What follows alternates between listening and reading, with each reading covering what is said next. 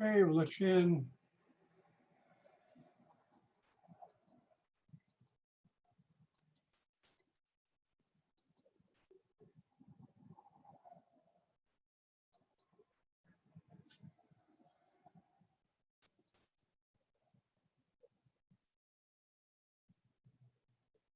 Okay, we start in 25 minutes.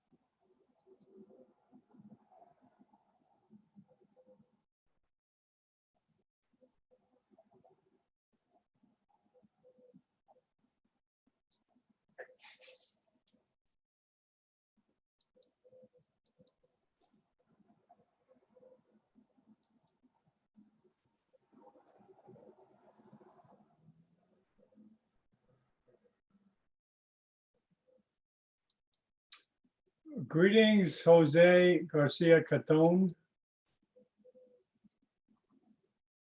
Saludos.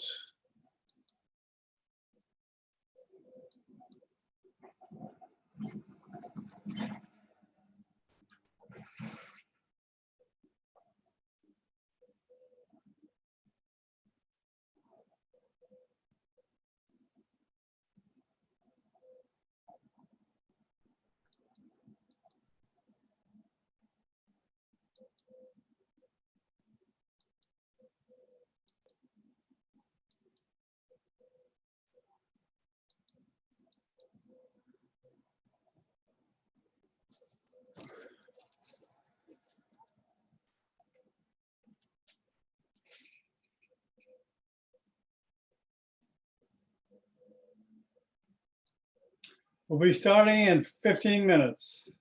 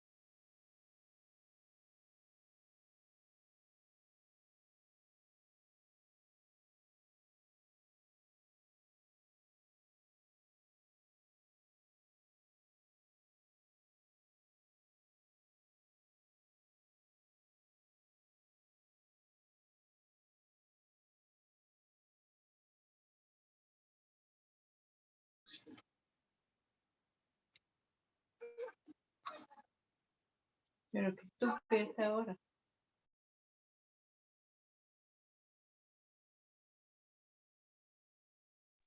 Tan inocente como ella es él. No entiendo.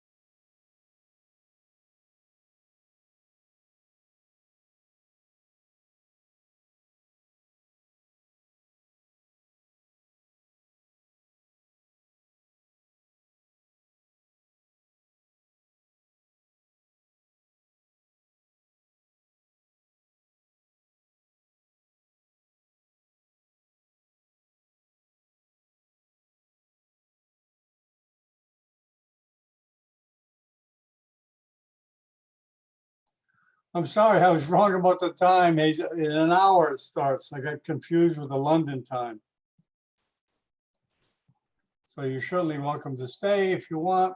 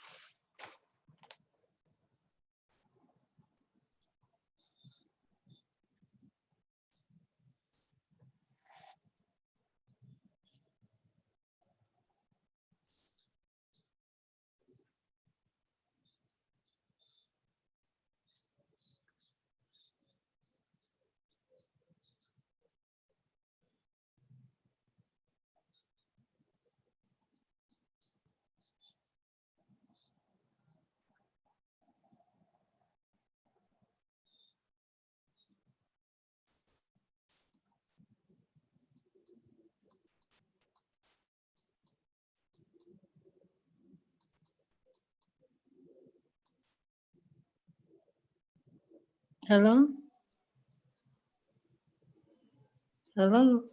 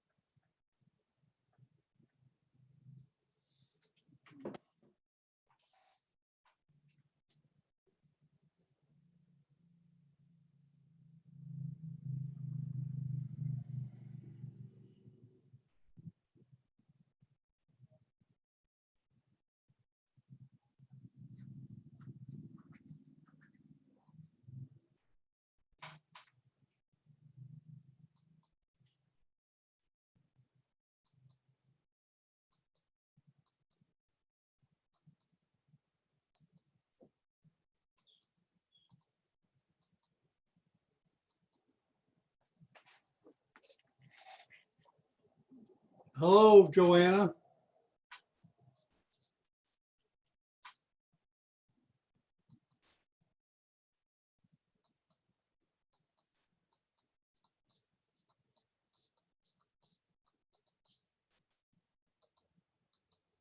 Hi, can you hear me, John? Yeah, Joanne, I got the time wrong.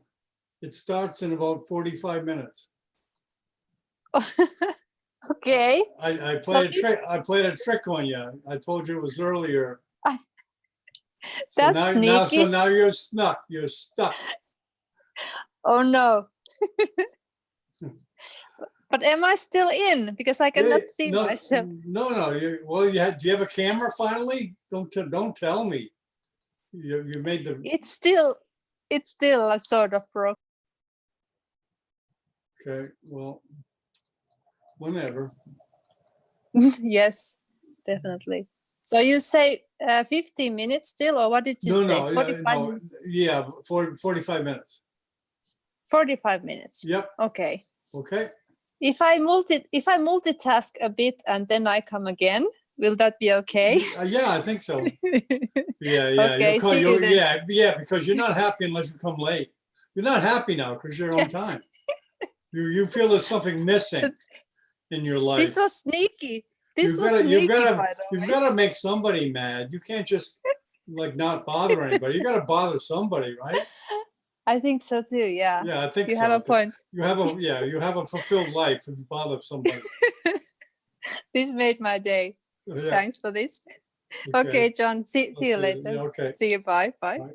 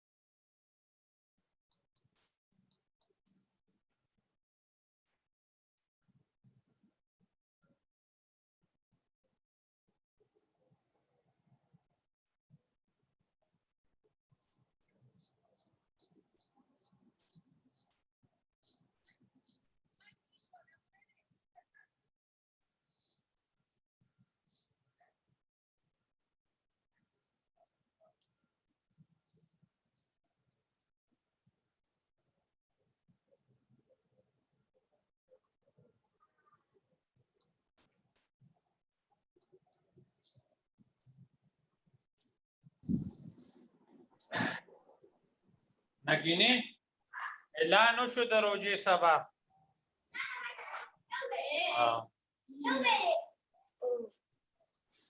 दाव को रे driver का phone हाँ मैं कल बड़ौदा जुम्मा पे रोज आता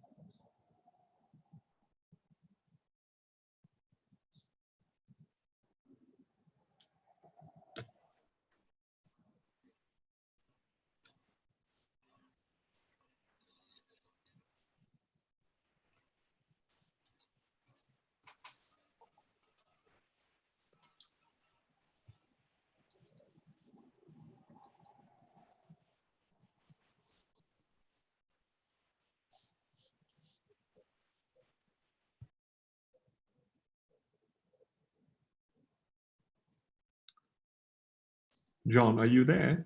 Yeah, hi, Mansoor. How you doing? I'm good. How are you? Good. You're here early.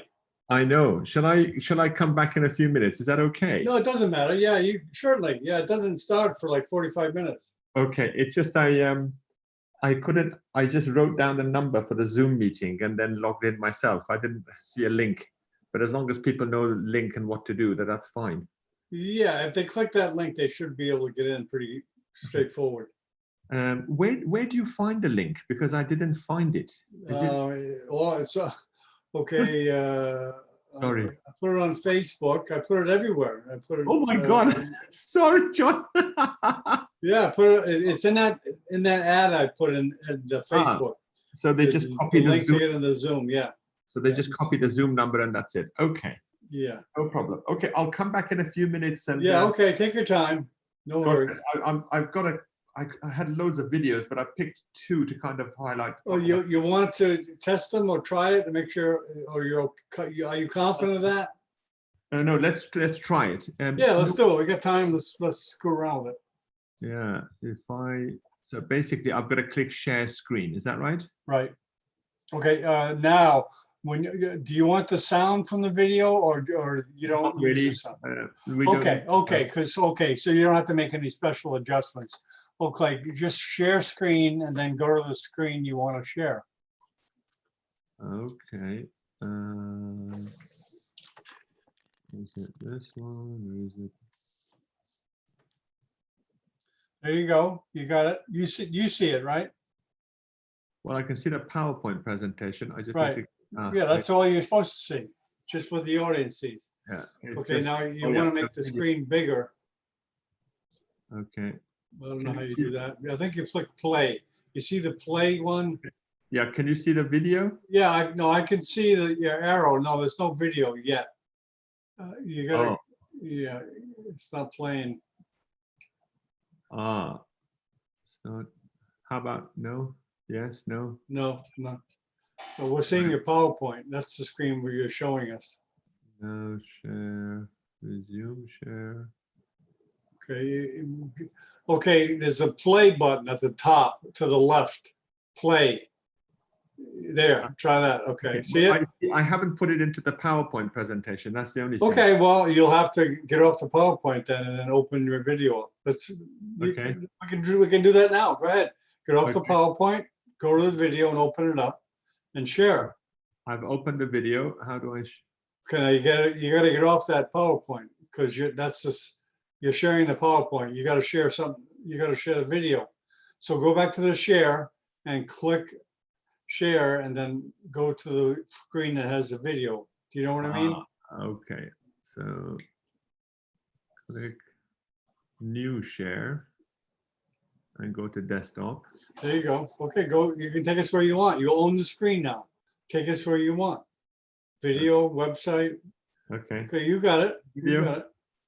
Okay. Yeah, just take your time, show the video, and then make your way back to the PowerPoint. Is it going back and forth a lot, or is it just a couple of times? No. I'm just, because it's an unedited video, I don't edit the videos. So I just know where to jump to sort of highlight a couple of things. Okay. And I hope you can see the screen, which is okay. Yeah, we can see it fine. Good. Okay. Yeah, this one, about 2 minutes. And just to Yeah, highlight. and then to leave, you stop the video and you get off the screen share for the video. You put Yeah. stop sharing when you want to get off this, get off the video. Yeah, great. Okay. Okay, now the screen's yours. You can screen share what you want. Okay. I don't see you, so I guess your camera's not working. Oh, sorry. How's that? There you go, there you go. Now, if I pick this and put, Now you want to go back in your PowerPoint? share screen, and now what we can do is,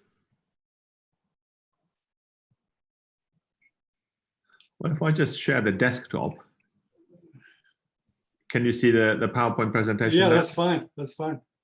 So if I just play this, you can see it. Obviously. Yeah, that's fine, that's fine. So I'll just share the screen, which is the Okay, better. whatever, looks fine. Sounds good. Ah, I know. When I share the screen, I've got to press escape to come out of, to be able to see the arrow. Okay, great. Thanks, John. Okay, I'll be here. And I'll come back I'm gonna leave too, I want to come back. I need some strong Cuban coffee. I love the view behind you. It looks like I'm in Florida. Fantastic. Well, you know, people from other parts of the world, I had pictures of the neurosurgical TV, all these stayed pictures. And then they see the beach, you go, oh, that's the best one. No surgical background, no OR, no, doctor's station or MRI, the beach. Right. Well, what I have to do is do something about my my background. Yeah, there's things like you see around this, it gets interference. A friend of mine, he really knows these programs well. He gets the screen share so there's no kind of interference. Yeah. Like you have a little bit too, not much. Yeah, that's good. It's a very common, but that's a beautiful background. Which one do you like? Is San I Francisco? like, yeah, I love that, man. I can pretend I'm in Frisco. That's beautiful. You've been there, right? I have. I actually love it. Oh yeah, everyone. There's no. I tell everyone it's the best town in America. Go there. When they say City of the Eternal Spring, it really brings back memories because every day I was there, it was just beautiful, sunny. It felt like spring, and yeah, just so many pleasant memories. Really, is one of those wonderful. Do you do a lot of walking? I did. I did a lot of the tour as well, and I visited all these sites where they've recorded really made famous movies, and Mrs. Doubtfire and all that kind of stuff. You know, and you recognize the houses from the movies. Yeah. Went to didn't go to Alcatraz, but went to the bay and tried some of the lovely seafood. I love the the trams. I was got. Oh, yeah. The Golden Gate, the cable cars. They were really good. They were really Well, they're real. People use them to get around. I mean, know, They're no. functional. Absolutely. No, I had a whale of a time just going on them. It was just such a novelty. And just people are just so pleasant. And I Well, think that's good. we were spoiled for choice with restaurants and cafes. I think there was something like 3,000 in that city. Yeah. Even more than Vancouver. Fabulous people, wonderful people. It's the people that make a city, not just the geography and the lands. Oh, you liked it, huh? So, yeah. Yeah. Anyway, good to catch up, John.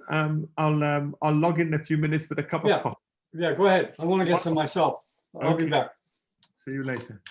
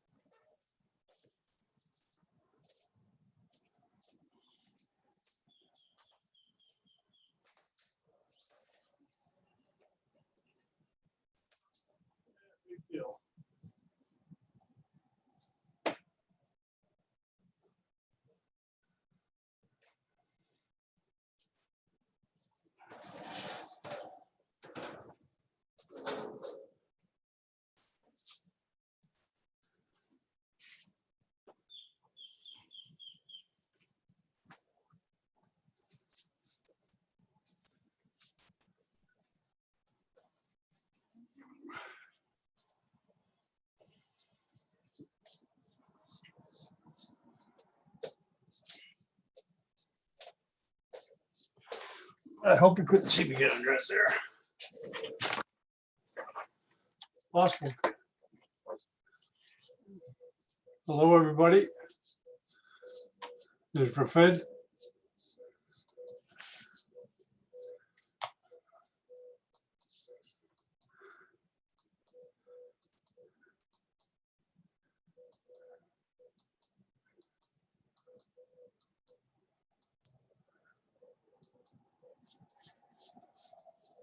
Hi, John.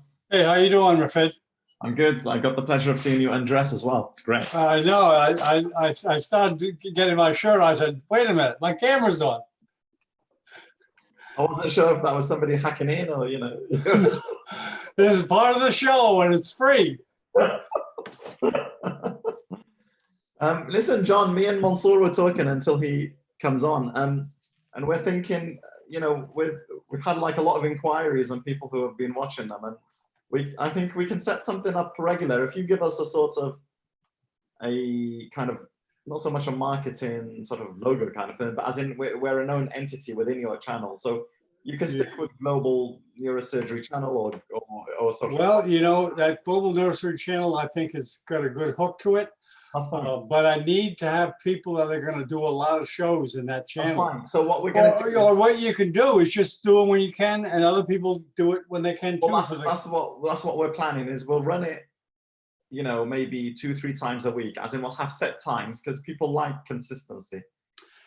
Yeah, and I have people too that come and want to present. That's fine, and I think what I'm trying to say is we can be an own entity within your program, but then whoever else you want to do and deal with, like for example, there's like a gentleman from Spain, a doctor. He didn't really fit in any category, so I said, well, I'll just put in the global neurosurgery, you know, that one lecture on the global neurosurgery.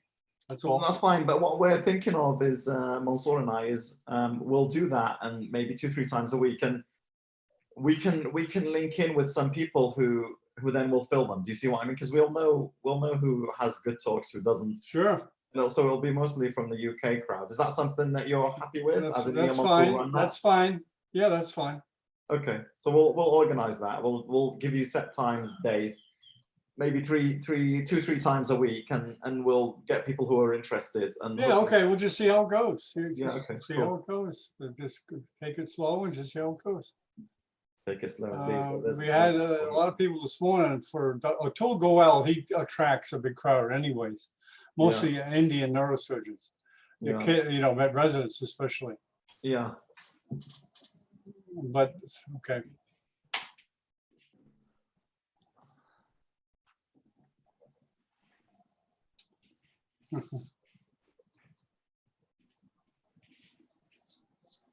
Oh, this must be a bit tiring for you. How many are you doing a day? Well, I'm doing it while the grass is green, man. Because the grass always won't be this green. That's true. Because you know. Having said that, John, I think from the way the news is going, there will be no conferences for the next year. I don't. Yeah, of course. So you've got a year of this. Of course. So there's opportunity to be seized. I think that's why I'm working hard now. I'm doing a lot of shows, and what is really encouraging is that the interactivity is really good, which I'm really glad to see. But again, this is what Mansoor and I want to do. So we'll be panels on members on the ones that we run. Yeah. Interactivity is the thing that makes it magic to me. That's true, but we don't, as you've seen, when a lot of people talk, it's very difficult, and especially when the crowds will get bigger. So. Oh yeah, well you'll reach a happy medium. Yeah, exactly. So. Can you hear me both? Yeah. Oh. Did you like my new background, John? That's beautiful. Now where is that?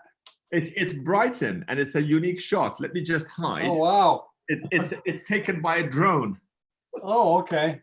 Rafi, do you recognize it? I've never been there. I've never seen that part of Brighton. I've never seen Brighton from that angle.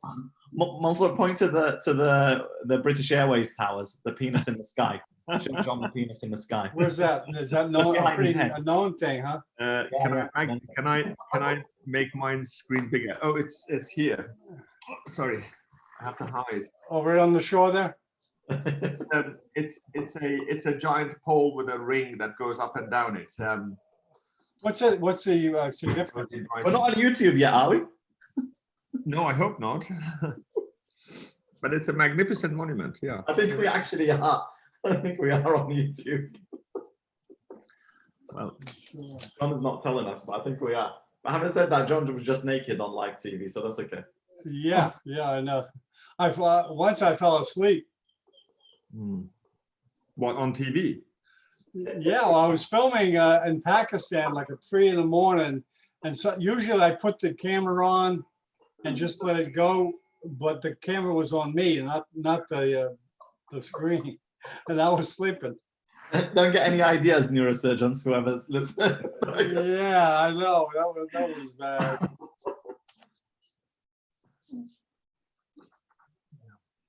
Hold on. Yeah, we got 8 minutes. Yeah, that's fine. It's all gradually filtering.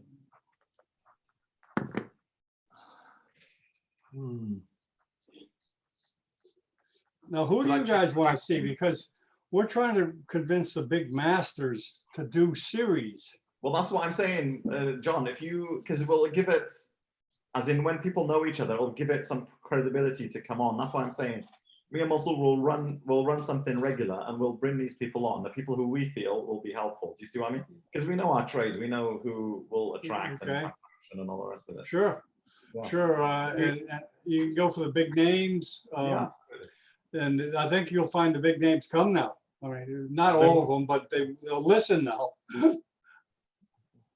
So it was an honor to have on LinkedIn my ex-trainer and boss years ago, Johanna, put a comment and said he said make sure you do a good presentation. And Johan, who's retired, he was a giant in neurosurgery. Absolutely. He's had Johan on, Mansoor. John has had him on. I hope he does log in. It would be wonderful to see him. No, as in he's had him on this on presenting. No, it's great. It'd be nice if he logs in today. It'd be an honor. It'd be really to just chat with him.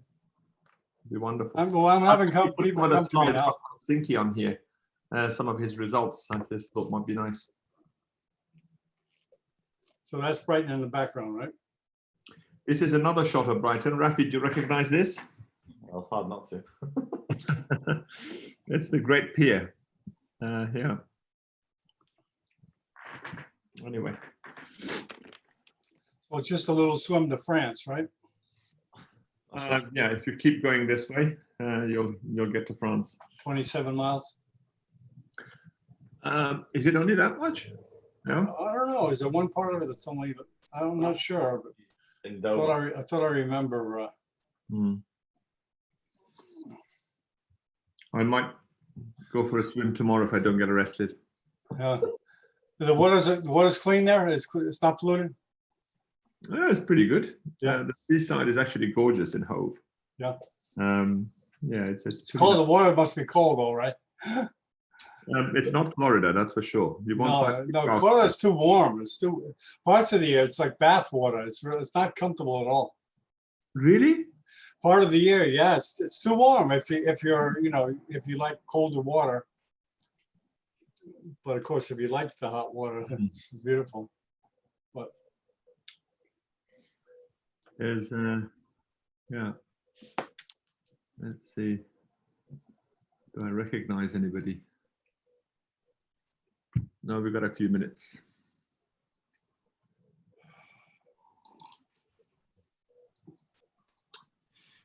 Well, you might get people asking for the background photos after this, and I'll have to tell them where I got it from. There was a very kind gentleman who sold me my laptop, and he'd got a drone, which he'd sent up to take some photos of Brighton. So he took some unique shots, which, you can't get anywhere else. Is he a big drone guy? He's certainly a big guy, but I don't know about drone. He works in the Apple store, and he was very helpful. Okay. Because yeah, I like to watch Maui. They have drones going over Maui and drones going over Fiji, and it doesn't look like that. It's that hard to make them. No, sure, yeah. And beautiful videos, beautiful videos. I'll just put them on the screen next to me here. I think your background is so good, John. It's makes me want to.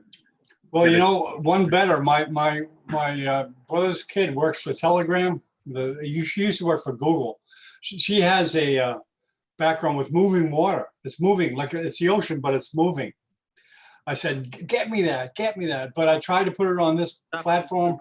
I couldn't accept it. It has to be a special file. Unmute के को Yeah, hi, you're muted there. We got to mute her again. I can mute you if you want. Unmute چې زما خبره ما کوي. Yeah, I just moved you there. Is mute का? No, mute tick tick.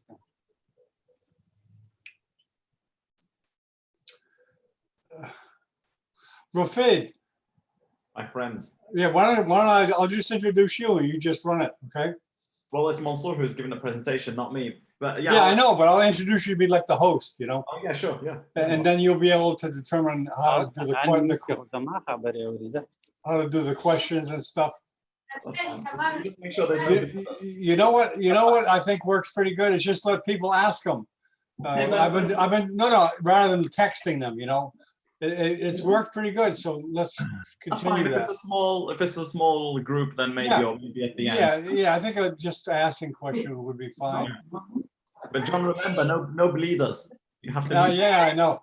Well, you really gotta keep your eye on that. And a lot of times people come in before you know it, and they're not muted. Because I can't mute them. Only you can. Yeah, I know.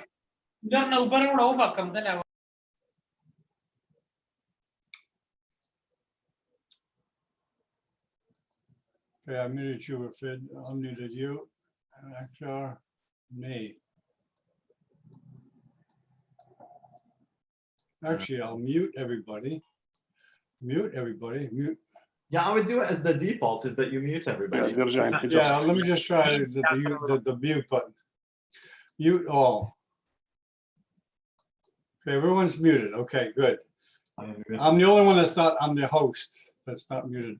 Yeah, I unmuted myself. Mansoor, I think. Have you added him as panel as Mansoor? Have you added Mansoor as panel? Because he's muted now. Yeah.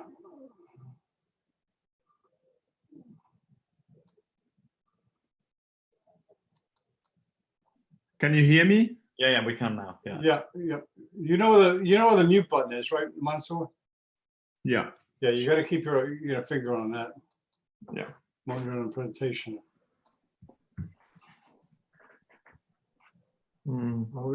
Okay, you're ready to start.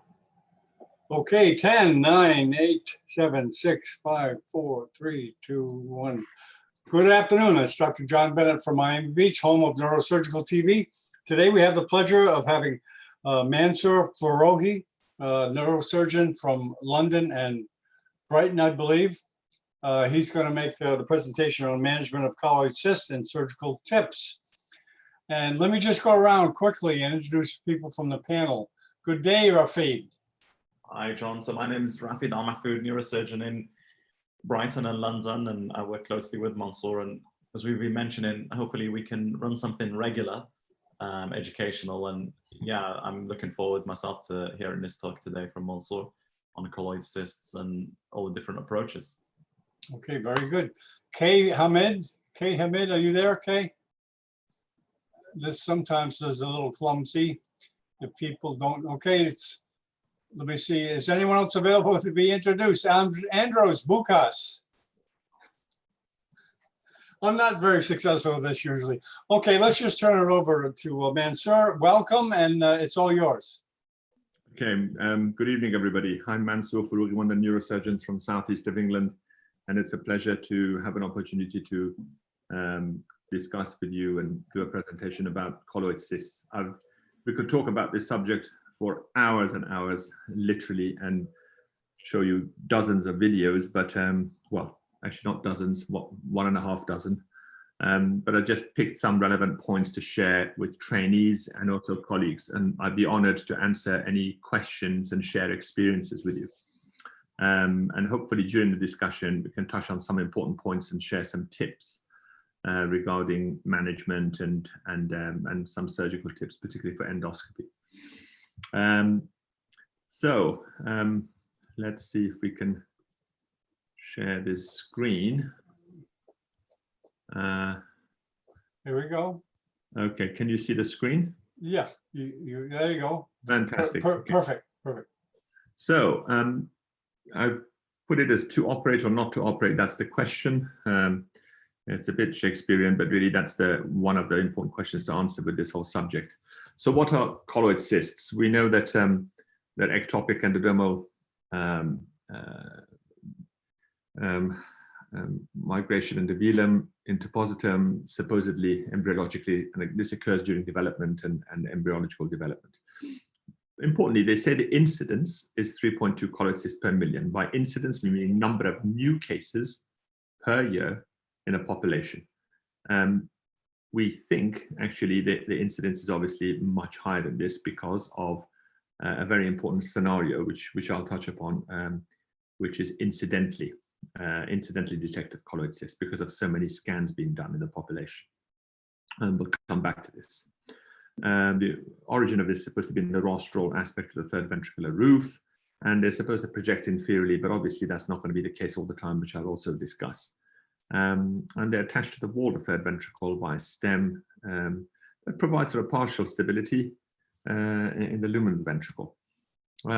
They account allegedly between 0.5 to 2% of intracranial tumors. I really am suspicious of this type of figures which are branded around in books and papers because, once again, because they're much more increasingly diagnosed now due to incidental diagnosis. So this figure would be very different now. But it's pretty certain they're the most common third ventricular mass seen in the adult population. The symptoms include headaches, which may be constant, intermittent, micronous, and even positional has been described. And I have seen that, and I believe that can be the case. Other symptoms include nausea, vomiting, disturbed mentation, memory problems, even seizures and drop attacks have been described and seen frequently, and even leg weakness. Now, important feature is that what they look like on CT scan, they're supposedly most of the time round, although they can be oval. They're supposedly hyperdense masses in the anterior third ventricle of the foramen magroga, but we're going to see that they're not always hyperdense. On MR and T2, T1 weighted, they're homogeneously hyperintensive, not all the time, as we're going to find out. And on T2, classically, the central portion of the cyst can be hyperintense. Rim enhancement is very seldom.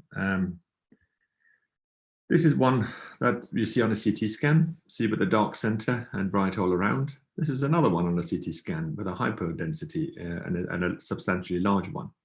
Here's one on a T2 weighted MR, see it's very hyperintense. And here's another one on MR, which looks on T1 very different. Here's another one on CT with hydrocephalus and very hyperintense. Here's another one which is hypointense on CT with hydrocephalus. So they can look variable, but the classic features are what we've described here. Now, this is a bit more information for those interested from a particular paper describing its characteristic features.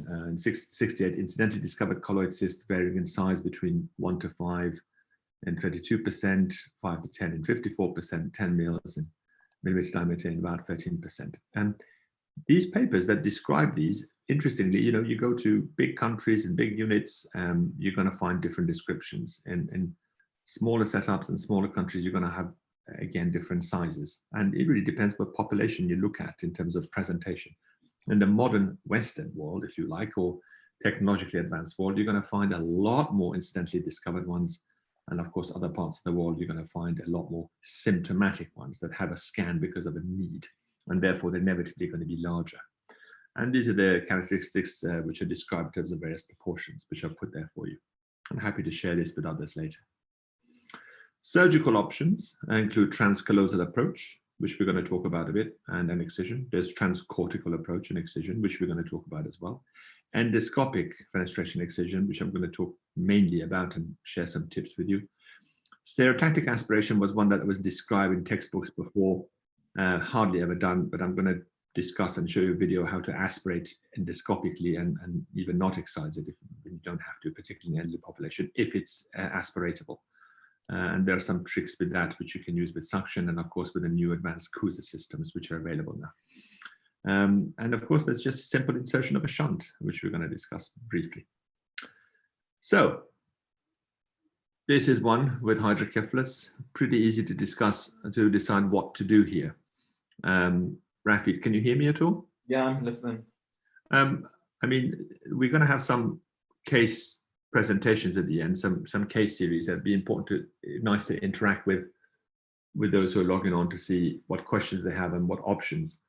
But you know, this is a case where you see this presenting acutely, and certain options will apply. But I think everyone would agree that if you're going to deal with this surgically, a treatment of the hydrocephalus is key, but all options can apply here. Transventricular route, endoscopic route, particularly at the beginning. You can even do transcallosal as long as you deal with the hydrocephalus acutely on the way in.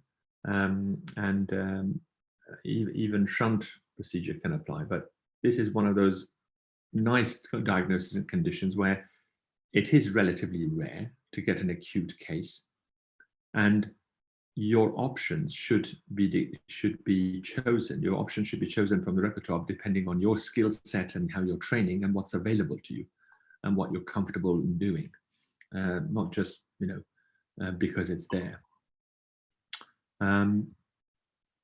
Important to mention that there are two other ways that colloid cysts are supposedly present. One is incidentally, following a CT scan, MRI for other reasons, and during even post-mortem for deaths unrelated. And then, of course, there's a sudden death scenario, which everyone's terrified about, which we're going to touch on importantly. And this may be due to the acute blockage of CSF, or allegedly due to disturbance of the hypothalamic mediated cardiovascular reflex, which these are all theories, but we're going to talk a bit more about that. Talking a bit about incidentally, there is a condition which people know about called VOMIT. And it stands for Victim of Modern Imaging Technology. Victim of Modern Imaging Technology. This was described first in a beautiful essay, one of many wonderful essays that Richard Hayward wrote, who was the previous lead neurosurgeon in Great Ormond Street. And he described this for initially two sets of parents who'd waited a long time, sadly, with anxiety to see him, to only be fully reassured regarding purely incidental findings on their children's scans. And while they were waiting, sadly, as patients often do, and parents often do, they were anxious. And he described them as victims of modern imaging technology. And we, of course, see thousands of such patients every week in the health system who have a scan and are anxious, left knowing what it is, and then they wait to see an expert. And colloid cysts are now becoming one of those, just like patients with pineal cysts and arachnoid cysts and Chiari-1 malformations and cavernous hemangiomas and aneurysms which are not ruptured and AVMs and so on and so forth. These are all incidental findings very often, most often. The sudden death scenario is different, and we'll talk a bit more about that. So here's a colloid cyst on a CT scan with hyperintensity in its center. And this is incidentally discovered, obviously. And the story here, anyone recognize this gentleman? Rafid? I don't know. Yeah, I'm sure you do. You do. I know you do, because this is Harvey Cushing. Oh, really? Okay, that's a young Harvey Cushing. He lost it. His is a younger photo. And why I put him there? Because he had asked for a post-mortem on his brain when he passed away. And he had one. The legend of neurosurgery, and certainly the giant of neurosurgery in the early part of the last century, who did so much for neurosurgery. He had a colloid cyst. Yeah, he did. Yeah. I didn't know that either. Yeah. So the dreaded sudden death scenario, we're going to talk a bit about this. This is very important for the trainees and for others, and also for those interested in medical legal aspect of this condition. I've been involved in medical legal report for this sort of case. Can I just say, one of the people listening did know, though, Adnan Qasim did recognize and did know that he had a colloid cyst as well. So good on him for knowing. Wonderful, excellent. We should have a phone-in or vote-in questions and answers. Wonderful, well done. So the sudden reports in the first report was, I think, in 1957. I was going to write an article about this. I did a bit of research into it, and then as we're so busy in the NHS and other things, I decided not to. But the incidence is actually much higher from what I found out myself following reading of other articles. And there's a good one by Butner et al. In 1997, who reviewed the literature and found 98 cases literature at that time. And for sure, the numbers will be well above 100 now, probably with most don't even bother reporting it. Now, in all of these cases, and anything that I've found since then, important to note that the cysts have never been bigger than 0.8 centimeters in diameter, if you want to draw a rough guidance. I mean, it's difficult to describe a cyst when let's say it's oval as opposed to spherical. So it's a good, important landmark to have. So for example, if you're finding a cyst incidentally of 6 millimeters, you can pretty much reassure the patient that you're not going to have a sudden deterioration. And we'll talk a bit more about sudden deterioration. So it's a good, important dimension to remember. The vast majority of the cases that have passed away with acute deterioration in colloid cysts, and I'm happy to discuss this with anyone if they can provide evidence otherwise, have occurred in the early hours, in the early mornings. And also this whole scenario of sudden acute death, drop dead and all that, and sudden death just simply does not happen. What happens is patients rapidly deteriorate, but history of headaches. So at least a few hours of severe headaches and deterioration. Typically, they will have had history of headaches for months, if not at least weeks, on and off, periodically. And for several days, they would have been unwell. No one has just suddenly dropped dead, God forbid. I hope I'm making that point clear. It just doesn't happen. You're saying that the mechanism is, it sounds like acute hydrocephalus rather than what's reported in some books about what you just mentioned as well for the mechanism of sudden death. Indeed. There is a theory regarding the sudden death, but when you look in detail of the cases that have been published and anything that I've ever seen or other colleagues have seen, and in your memory, I'm sure you would have one or two cases, sadly, who have not survived, and I've certainly remembered maybe less than a handful, and certainly I remember 3 of them. They have been a major history, and when you dive into it, and it's never just sudden short attack. I'm sorry, that's just a misnomer. It doesn't happen. It's a bit like the sudden deterioration with a Chiari 1. It just doesn't happen.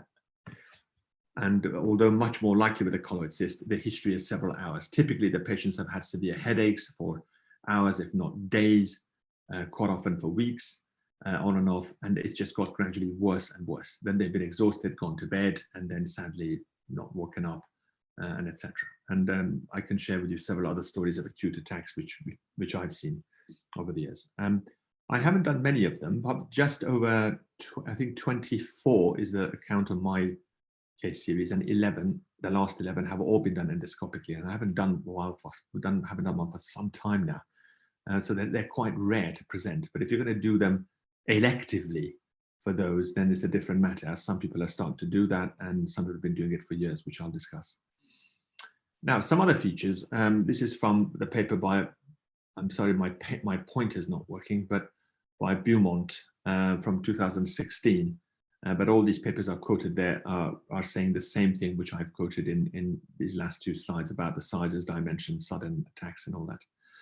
So quite a striking feature was that in the Beaumont paper, the most striking feature was a 14-fold difference between the largest volume cyst seen without associated hydrocephalus and the smallest volume lesion that did result in obstructive hydrocephalus. Do you see what I mean?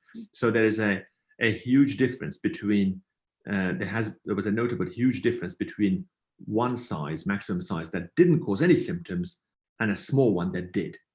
And then if you analyze that further, it appears that the small volume cysts that cause hydrocephalus commonly project caudally, not cranially, caudally, downwards through the foramen Monro into the 3rd ventricle. And in contrast, cysts with comparatively large volumes in any series that don't cause any problems are the ones that typically go upwards from the foramen Monro into the lateral ventricle. And here's a picture of that kind of scenario, the top one and the bottom one. I hope that's sort of clear. Now, it's not rocket science, it's not sort of a gem of information, but it's something useful to remember, that it's not just about size, it's about location and projection. and where the anatomy is in terms of the blockage and potential for problems. And in the same paper, they proposed a scoring system, taking the age of the patient into account, headaches or not, and symptoms, diameter, whether it's above 7 millimeters or not, and flare sequence, and whether something is soft or not, or gelatinous or not, and etc. And I think a very good one to remember is that after the age of 65, particularly after 70, they virtually never cause acute problems. I have yet to see one or hear of one. But beware of the young patient with a colloid cyst. Anyway. So what you're saying, Mansoor, is, or what the literature is saying, is if there is a colloid cyst of under 8 millimeters, regardless of location, it should not be able to occlude the foramen of Monro bilaterally and cause acute hydrocephalus. Is that the... Correct. It's not, it would be the first to have caused acute crisis. So if you decide to manage that patient electively and just surveillance and say, I'm going to monitor you, that's perfectly reasonable. But if you're going to do that with a 10 millimeter colloid cyst or 11 or 12 millimeters, which you can still do, of course, then you've got less safety. But it's something very useful to remember and reassure patients with. And these don't suddenly grow to a large size, which we're going to discuss in a minute anyway. Acute deterioration, this is in a paper by David Hammer from 2000, acute deterioration in symptomatic cases. So in a case series of 78 patients, which they monitored, 32% had acute deterioration and 9 with deaths, sadly, 12%. And so the breakdown of it was that the overall mortality in this series, which was published in 1997, was 12%. But what was interesting, which they highlighted, is that the national incidence of colloid cysts in the Netherlands was supposed to be about 1 per 1 million person years. But the prevalence, okay, which means how many cases are there in the population as a snapshot at any time, was supposed to be around 1,800 asymptomatic colloid cysts. I'm not going to go into how they calculated that out. So the prevalence, which means the number of cases in the population at any one time, is far more than the incidence, which means the new cases presenting per year. So 1 in 8,500, I think, is very reasonable. You know yourself, Rafid, how many which we see from time to time incidentally discovered on MRI and CT scan. So this whole thing about the 1 to 2% of all intracranial tumors doesn't really help, I don't think, because it depends what you mean by tumor and you mean prevalence or incidence. But it's a good figure to, I think, to remember that around 1 in 10,000 people have a colloid cyst. And I think that figure could be even more common. Just like pineal cysts are now far more common depending on how you classify what a pineal cyst is and how well you look for it, whether it's post-mortem or an MRI or a 4 millimeter cyst or a 6 millimeter cyst, or whatever you can detect. So here's another picture of one. An important point from this paper from 1997 was that they made a very useful point that if you've got younger patients, beware. So someone, let's say in their 20s, they're far more likely to become symptomatic during their lifetime. And then offering an expected surgical resection is quite reasonable. And they propose it was a preferred management strategy. So we have colleagues, particularly internationally in the United States and elsewhere, and I certainly, Johan was the same and very justified. If your results are very good and you can offer elective excision of a small colloid cyst in a young person, which has not yet even caused obstructive hydrocephalus, it's very reasonable, as long as your results justify it. So if your complication rate is low and the patient is accepting, then you can certainly make that case.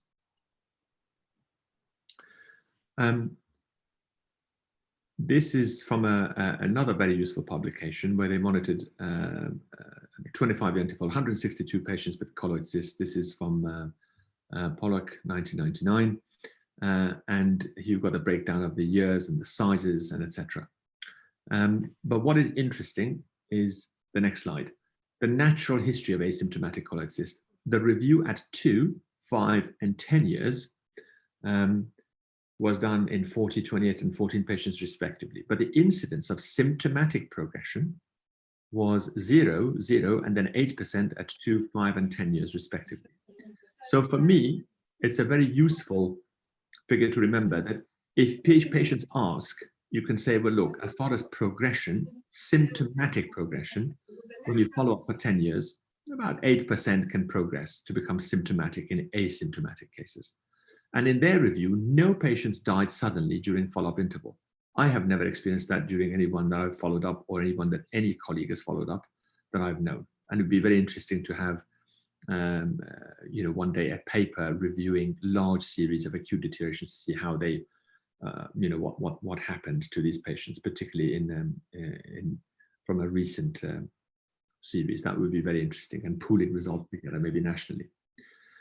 I'm going to jump ahead because there's so much to discuss, and I'm not sure how much time I've got, but I'll skip over this slide. Important, therefore, this conclusion is that conservative management for small colloid cysts that are asymptomatic, without any symptoms, therefore, is justified and appropriate. Very, very reasonable. But excision of small asymptomatic colloid cysts may also be justified if there is good surgical expertise, young patient, in accordance with patient's wishes. And importantly, you've got to know your own results and not just the literature. So if you're going to operate, then you have to say to the patient, this is what I can offer, or this is what my units can offer, and so on and so forth, and this is what the results are like, and let them decide. And I think that's very important, to know your own results and let the patient decide with appropriate consent. Since you had made a comment, and I was hoping he would be able to join, I just wanted to put this paper there in honor, really. I'm sure it's more than 200 now. But this was a paper which was published in 2008 with an experience of 134 cases, which is quite astonishing. And I'm going to pay tribute to someone else as well, which is Graham Flint, and also another colleague much younger, about my days, Peter Gann. They both really taught me endoscopic colloid cyst surgery when I was in Birmingham. And Graham had done, I think, well over 70, which is an astonishing number, and virtually all endoscopic, or maybe I think the majority endoscopic. And Peter and myself, with much smaller numbers on my side, but much more from Peter. I think the number had gone to over 100, but it was never written up, sadly. And this is a series of 134, which is astonishingly high as well, very high. And in summary, this was a single surgeon expertise, 134 consecutive cases in Helsinki and Kuopio, where you had previously worked, all treated by interhemispheric far lateral approach. And this with a breakdown of sizes and the years, and etc. And importantly, 50% of the patients presented with hydrocephalus. And the results showed no mortality, and this was the complications. And really, it showed that in his hands, the results of surgery were excellent. So you could justify surgery for smaller sizes, particularly, and in younger patients. And it's very reasonable also to argue that you get very familiar with one approach if you really want to be good at something. So what I've noticed is, if people are endoscopically doing it, then they just tend to do it endoscopically. If they're very familiar with ventricular, then they do transventricular. But we'll discuss the nuances and benefits of each. In the interhemispheric far lateral transcausal approach, I agree totally with this. It's straightforward and experienced hands, and the accuracy of the surgical trajectory speaks for itself. And this is a slide from Johanna from some time ago, how the incision was made, how the positioning was done. There was no neuronavigation. It was a kind of rehearsed trajectory. You make a coronal incision, make a craniotomy, which is just past the sagittal sinus from the right side over to the left. You can use 2 or 3 bar holes, whatever you like, and then reflect the dura medially, and the transcausal steps we'll go into in a little while. But very important, save the bridging veins. Now, this is an important point for the trainees, and I remember that Robert Spetzler asked this question in a very important PhD viva when he was visiting Helsinki of somebody, and it was during pericallosal artery aneurysm surgery. And he said, if you see a bridging vein, do you take it or do you extend your craniotomy? And he said, I wouldn't hesitate to extend the craniotomy. And he said, absolutely right. And I think that's a very important thing to remember. Removing a bit more bone, which you can put back for access, is very trivial compared to taking a bridging vein which is draining part of the brain. So if you can avoid taking it, do avoid taking it. And I think that's an important point. A corpus callosum is identified by the overlying pedicallosal arteries, and this is a very important point, and it's white color with the striae formations. I've actually seen a surgeon quite experienced many years ago getting a bit lost in one of these surgeries because he mistook the cingulate gyrus and the proximity of the gyri, which were very adherent by bands, to the corpus callosum. Now, if you're just starting out with this approach, or even if you're experienced, but of course we don't do it that often, I think don't hesitate to use neuronavigation because it will help you to get straight down your trajectory and even guide you in terms of your depth. But I think it's pretty hard to mistake the cingulate gyrus now for the corpus callosum. As I said, it's clearly white, the corpus callosum. You see the pedicallosal arteries over it, and it's unmistakable. If you see the callosal marginal artery coming through the tissue, one side, that's typically the cingulate gyri very close together. Anyway, the incision is about, you don't need more than 1 centimeter, maximum 2, but really you need 1 centimeter in the body corpus callosum. Just retract laterally and as far laterally as possible and as reasonable. And you land into the ventricle. And this is the kind of view that you can see on the corpus callosum as you put gentle retraction in the endohemispheric fissure. Another tip for the trainees is this, that when you're starting this operation, one of the useful tips to do is to give a bit of mannitol, a short dose, 15 or 20% mannitol. I've seen that done by one surgeon over the years many times for virtually everything, and it just makes life a lot easier. You don't have to give 200 mils of mannitol, just a short dose. You get a little retraction in the brain, it all helps. And the other is you don't need fixed retraction system in this surgery. You really don't. If you do your dissection and use your sucker and bipolar system as kind of gentle handheld retraction, when you're down to the corpus callosum, you can leave, and people do different things, and you can see videos of this on the internet as well, and nuances in textbooks. You can use cotton balls, small ones at top and bottom, anterior and posterior, to kind of keep the retraction. You can use patties and so on. And after a while, it just stays apart, and you don't need a huge gap, but you don't need a fixed retraction system for this. That's not to say you shouldn't use it. If you want to use it, as long as you're not really retracting brain, you're holding it away, I think that's fine too.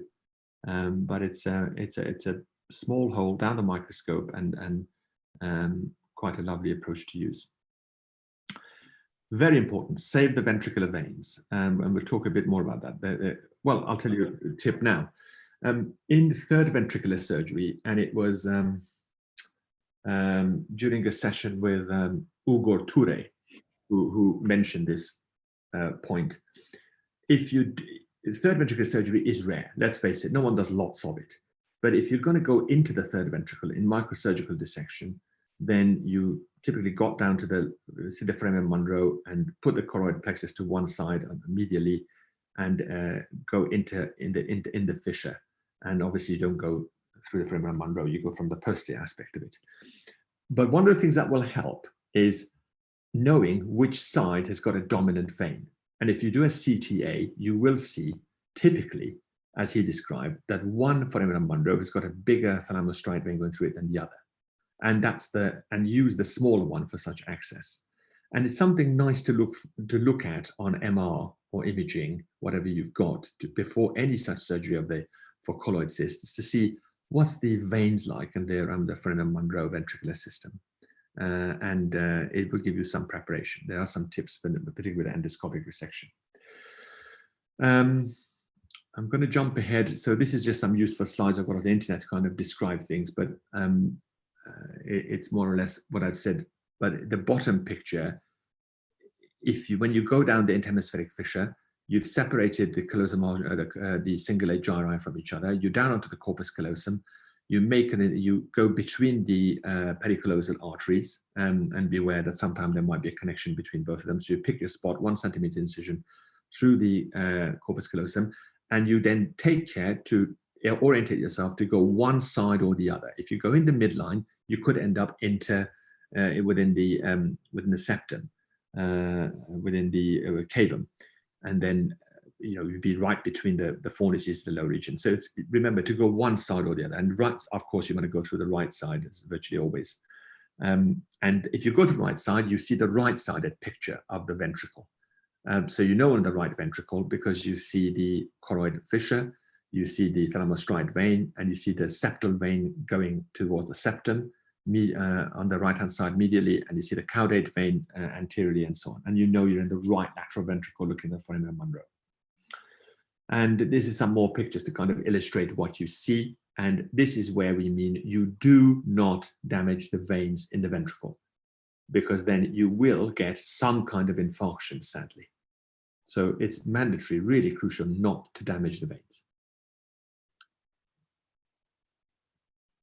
And here's another picture just to illustrate the point on the same side. I'm sorry, my pointer doesn't seem to be working, but what we've highlighted is that the fornix is going around on the anterior and superior margin aspect of the foramen Monro.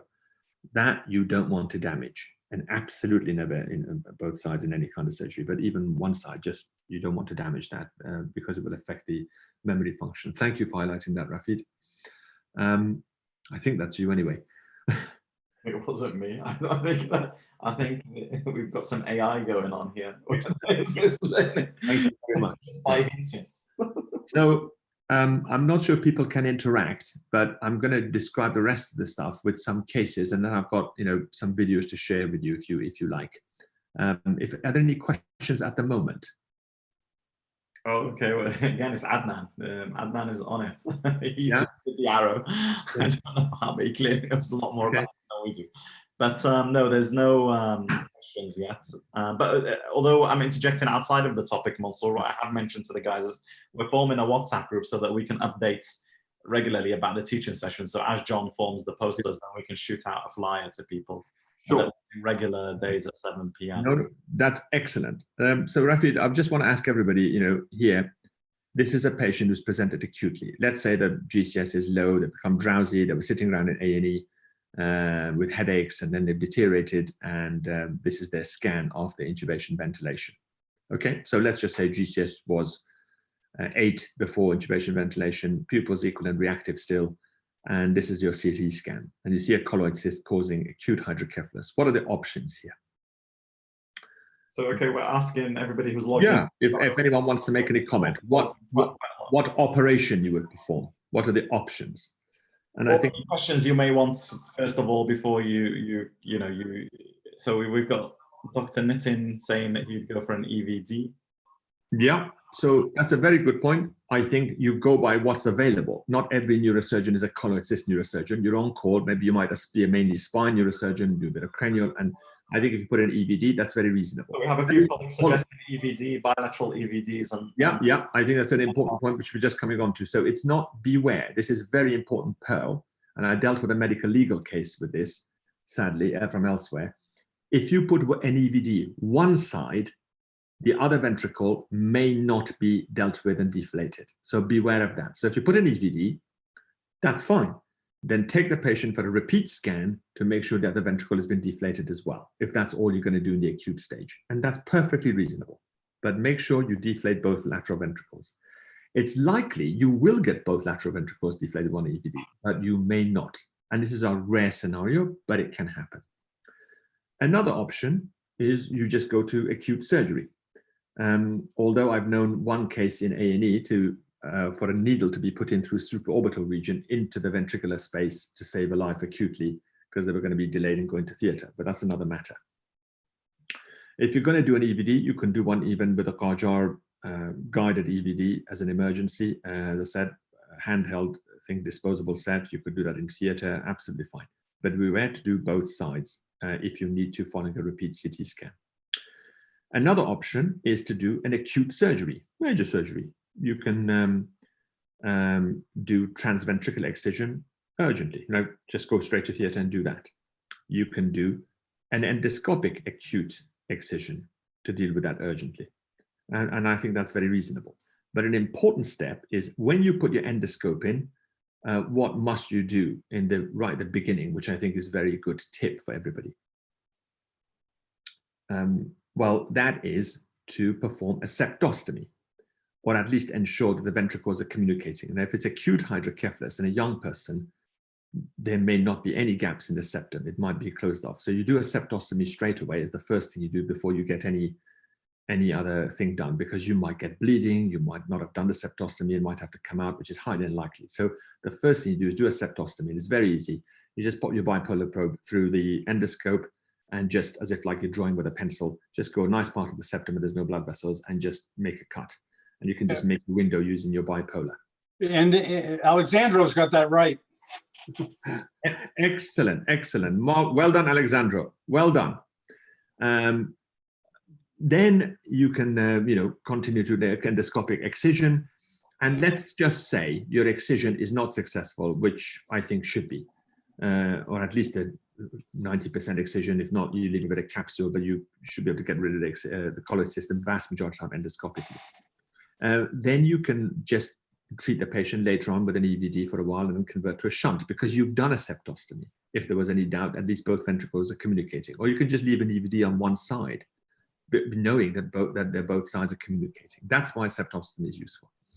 Another thing you can do transcallosal approach, but I think it would be a bit lunacy if you're doing transcallosal in the acute setting and you haven't treated it with the EVD to begin with. I think that's asking too much of the brain. So I would say the ventricle needs draining first in an acute setting where someone's got raised ICP and you're trying to get into the ventricle and you're retracting brain and so on. That's my view. I'm not rock solid about it. Maybe someone might disagree, but I think that's important. Yeah, so these are some of the options. And in this case, I think dealt with endoscopically acutely. You've got another one. This gentleman, he's 58, chronic headaches, gradual drop in mentation and drop attacks. And he's come in and he's alert and awake after these episodic periods. This is an interesting scan. And this I did jointly with another surgeon endoscopically. And what's interesting is the size of this. And it was the same approach, go in, do a septostomy, then I'll go through the steps with the video. But you basically put your endoscope in, and initially, I think it's nice to coagulate the choroid plexus in that region a little bit. Just like you do choroid plexus coagulation for pediatric surgeons, you do choroid plexus coagulation for hydrocephalus in children who are used to that, who have done some before. You put your bipolar and you just kind of, scorched earth policy with the choroid plexus next to the thalamostriate vein, careful not to touch any veins and etc. And that helps to minimize bleeding as the endoscope instead of touching that area.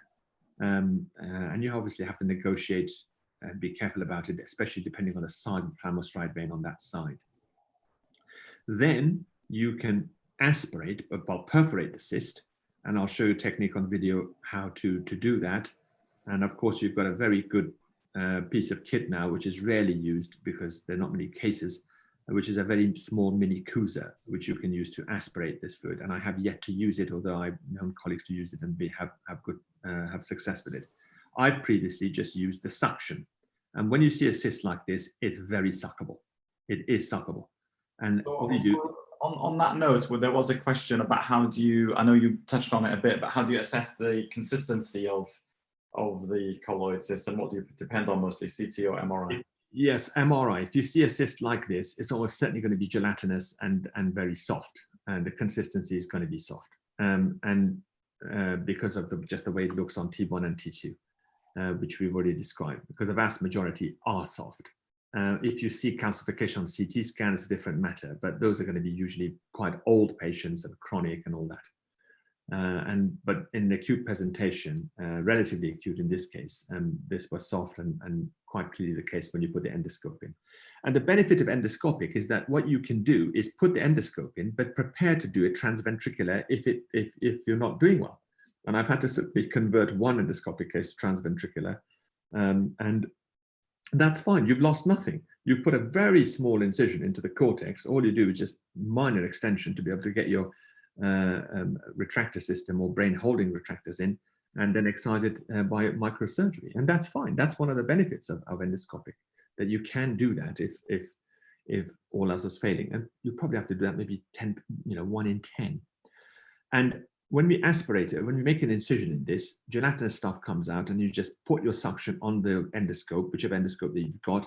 And if you've got a good assistant, you just switch backwards and forwards to heavy irrigation, heavy suction for just seconds at a time, 2-3 seconds at a time. And it will suck up quite nicely in the endoscope. But what you don't want is the gelatinous stuff just to come out into the ventricle. I think that's not good. And the instinct is to evacuate like that, and it works very well. Once you've got the cyst deflated quite nicely, and I know people will cringe at this, but when I learned endoscopic technique, I was used to, with Johan and other people I trained with, to do microsurgery, dissect it, make sure you got clear view of the attachment, and make sure there's no arterial supply to it, it's coagulated, and the vein and all that. It just doesn't happen. If you just grab it gently and tease it and pull it and rotate it, it will just pull out. And when you get when you get bleeding, all you do is irrigate, and just irrigate with Hartmann's. Hartmann's solution is better than saline. Use that as another golden tip. Please don't use saline. When I used to use saline for anything intraventricular, endoscopic, and etc., and this is something that James Goodrich, the late James Goodrich, also taught me, and others. And he apparently said to me that Cushing, I don't think, favored normal saline. So Hartmann's is much more physiological for the CSF. And before, when I used to use heavy irrigation, patients would get a response of tachycardia and hypertension. And the anesthetist would say the blood pressure is going up and they're tachycardic. And when I switched to Hartmann's, anything intraventricular, even with a ECV and doing something else, and we've got a bit of bleeding with a biopsy, I switched over to that, and I didn't get that response. And in this case, when you've got it with the endoscope, what you can do, another tip is, the cyst could be quite big with still a lot of gelatinous material within it. All you do is take the entire scope out. Don't try and take the scope out, leave the portal introducer there. Take the whole thing out, it will come out with you if it's a big cyst. And I certainly had pictures of one big one, this one, like that. And that was a natural thing to do at the time, suddenly between us two, we're doing it in theatre. So it's perfectly doable through the endoscope. This is a different story. This is a 26-year-old with headaches. I'm going to jump ahead. I'm not going to discuss this very much, but this one came to surgery as well because we're toing and froing with symptoms. So it doesn't have to be huge, but if they can justify it because of symptoms and the age, then that's fine. I'm going to switch over to trying to show you a little bit of videos. And anytime you want me to stop, just let me know. But I'll start off with this video. Can you see Rafid? No? Yeah. Oh, the video? No, not yet. You're still on that. Not yet. I'm sorry. All right. Okay. There we go. How Yeah. about now? Yeah, it's good. Oh my God, I'm showing my age now. This is from 2012, 8 years ago. Oh my God. So this patient, I remember quite well now. This patient had had symptoms for months and for several weeks, but being increasing headaches. And for days, she'd even gone to A&E acutely and not had a scan because she would perk up. And then she rapidly deteriorated. And I remember her husband had brought her in a car to A&E, almost unconscious, and it got fed up, and she was in a bad way at that time. And she had, so she presented acutely, and an EVD was put in on one side, which was sufficient, fortunately, for her. And this is a 20-minute video for the whole thing, unedited. Obviously, we don't have time to show you all of it unedited video, 20 minutes, but it is what it is. And this just shows you how you do a septostomy. People used to use like scissors. Don't use scissors. You don't need to. Just stick the bipolar endoscope in and draw like a pencil, and you can get a hole there, and that's that. And you can put the endoscope in and inspect the other side. Now we turn our attention to so also from a technical perspective, you just keep bipolar in and then just put pick a spot where there's not many blood vessels on the septum, put your foot on the bipolar pedal, and you should control it, not the assistant. and just kind of move your endoscope like you're drawing, you know, and make sure you feel and touch the septum, and it just cuts through it. That's absolutely fine. So now we're going to look at this is the cyst.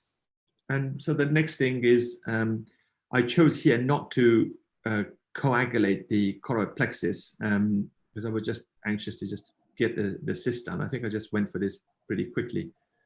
No, there you go. Sorry. Yeah, I did coagulate. It did start to collect a bit. And then, bear with me. I'm going to jump ahead a bit after some coagulation. So then you see hopefully the gelatinous stuff as I perforate the cyst, and you can do it with scissors, grabbers, or with a bipolar. And then you'll see the gelatinous material start to come out. And when I see that yellowy gelatinous stuff, which you see vast majority of the time, I breathe a sigh of relief, because it's really reassuring knowing that you can deflate this. Can you see that stuff? Yeah. Yeah. Okay. Yes. Now, Yes. what you can do now at this point is get ready to do suction. That's what I'm doing here. Can you see it? Can you see the jet kind of coming out? It's coming out because you've got the suction on the end of the lotoscope, or a lotter-like scope. And then you switch over from heavy irrigation to suction. Can you see that stream of gelatin? Can you see it? Yeah. And then it's a huge amount is already deflated.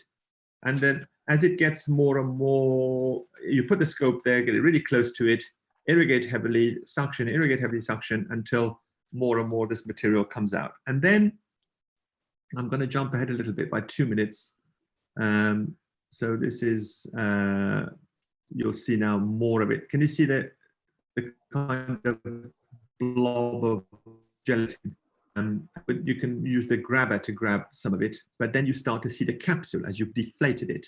The capsule, I think, is easy to resect. The first time I saw it, I think it was Graham actually showed me, and then I did joint cases with Peter, because it was a large volume center, and we would get a few every year, and they would all come. It would call, you know, one of us, and see the capsule of the cyst here.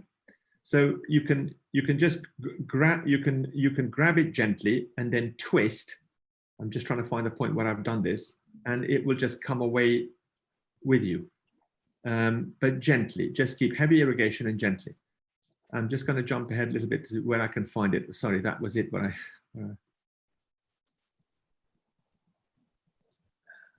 anyway, this is now the scope is in the third ventricle. I'm sorry, I've jumped ahead. This is the blob of that material. I was just trying to get this last bit out, which eventually did with suction. And I'm going to find you the view of the inside the third ventricle, which is quite beautiful, I think. So let's see if we can go. Am I going back into the Freeman Monroe? Yeah. Bear with me.